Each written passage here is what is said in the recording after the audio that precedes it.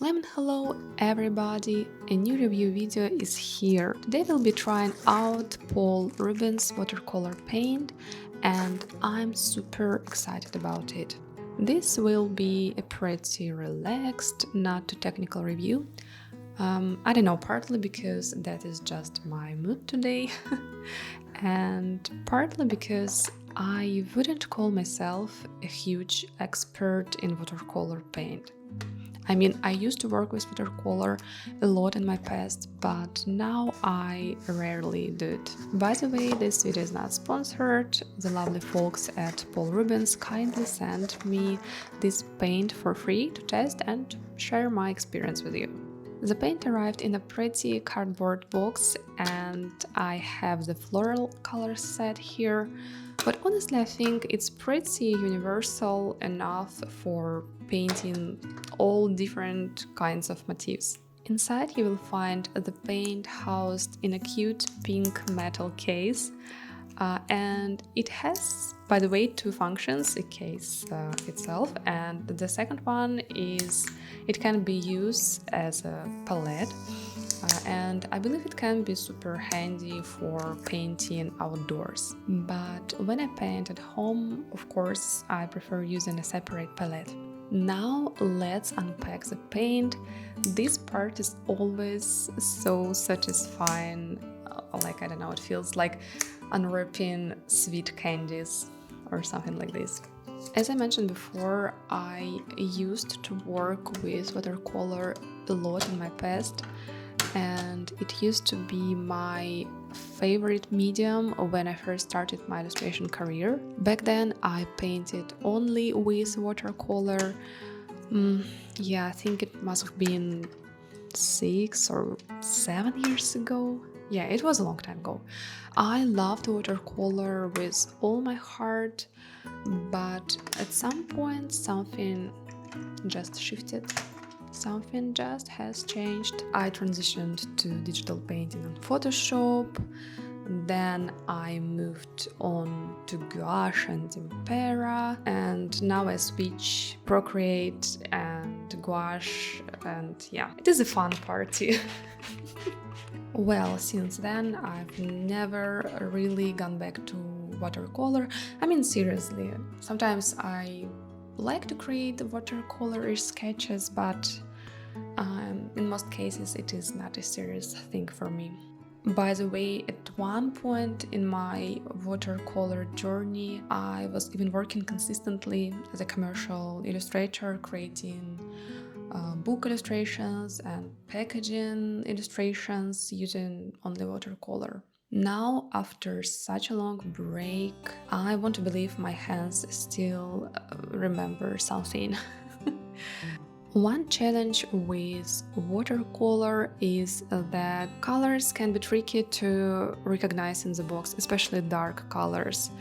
So keeping color swatches nearby your actual paint is essential. So I decided to cut out a small piece of paper and make swatches on this paper and keep it in my paint box. This way I can always see the true colors as they appear on paper. That's important. The colors are highly pigmented and saturated. Some are more transparent, while others, I don't know, probably more opaque and have some, I don't know, some sort of gouache vibe. But still, overall, the set looks very workable. Okay, we can work with it. I really like the color selection, it is great, the colors are vibrant, and we have a lot of various essential colors here, a lot of reds, for example, and a lot of blues, so you will be able to mix different colors using only the basic colors, but we also have some pretty nice greens here too. I was especially surprised by the neon pink. I don't know, it's something you rarely find in standard watercolor sets, and it is super vibrant. Even after drying on paper, it is super vibrant, and I'm obsessed with this color. And if you know me well enough, you know how much I love this color. So yeah, it was a very nice surprise for me. I think it is a good moment to tell you about my Patreon. Here are some things you can find there. Color exploration posts for your inspiration, tutorials, my textured brush set for Procreate, long process videos, digital art prints, exclusive sketches, and more. I would be happy to see you in my tiny creative community. There's no pressure, of course. Thank you so much for your attention, and now let's get back to the video. I decided to start with a quick warm-up painting to refresh my watercolor skills, my watercolor technique, which is of course completely different compared with working with gouache, acrylic or tempera. You don't have white color here, you use water to create lighter tints, and watercolor doesn't easily forgive mistakes. Yeah, you need to be very attentive while working with watercolor. Of course, there are ways to make corrections and adjustments, in most cases minor corrections. But unlike gouache, for example, where you can simply layer and fix any area, watercolor is much less forgiving. Also, watercolor demands patience. You need to wait for each layer to dry fully to avoid, color bleeding, color smudging, unless you want it. And you always kind of have to be mindful of which areas are wet or dry, and you always need to keep control. I believe if you're in a hurry, it's not the best medium to work with, because you're going to be mad at this medium. But if you have some time to truly immerse yourself in the process, I think it can be incredibly rewarding. It's crucial to find the right balance between the amount of pigment and water, and not apply too much pigment at the very beginning. Of course, this comes only with practice, exercising, experimentation, etc. etc. I believe that if you're an inexperienced watercolorist, you probably can always say for sure how much pigment you have on your brush, like on X-ray. In my warm-up piece, I think I used too much pigment in the first layer, which made it look a bit muddy, I think. But that's the whole point. That was the whole point of this warm-up exercise. I don't know, to remember this paint a little bit and maybe to learn something again. Honestly, even in my watercolor period, when I used to work with watercolor a lot, I never tried super professional, super expensive watercolor paint. So I can't compare this paint to super premium brands. I believe that the pigmentation in professional watercolor paint is much higher, but still I find this paint pretty good. The colors blend smoothly, they allow you to create beautiful gradients, beautiful transitions, which is very important in watercolor, and I believe mostly watercolor is about, some sort of lightness and beautiful color transitions.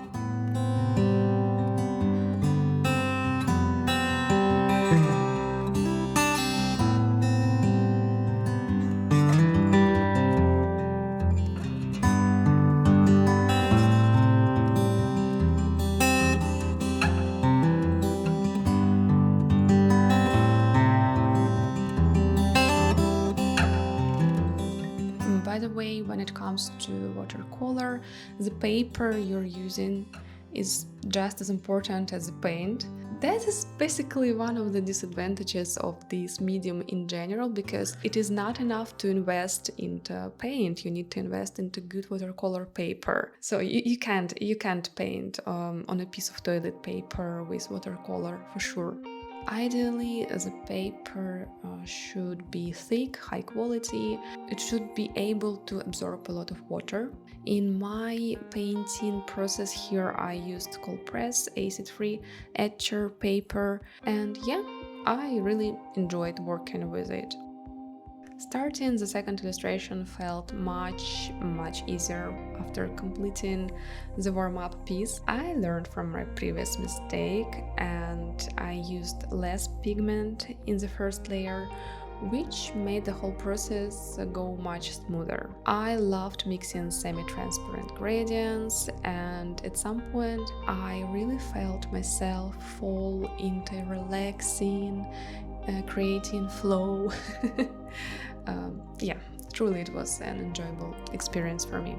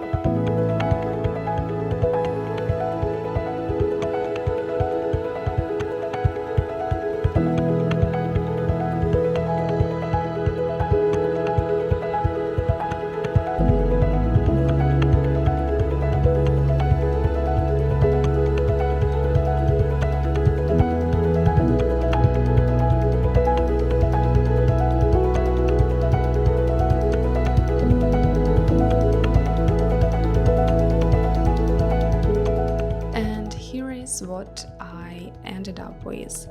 I absolutely love how the second painting turned out. What do you think? Overall, I really enjoyed working with this paint. It is vibrant, it is highly pigmented, it has a beautiful color selection, which is important for me, and yeah, it has very beautiful neon pink. If you'd like to try this watercolor, you can find all the links in the description of this video. Thank you so much for watching this video. I hope I managed to capture the calming watercolor flow on camera, and I hope so much you felt it. And of course, a special thanks to my patrons. I appreciate your support so much. Don't forget to like, subscribe, and yeah, I will see you in another video. Bye bye.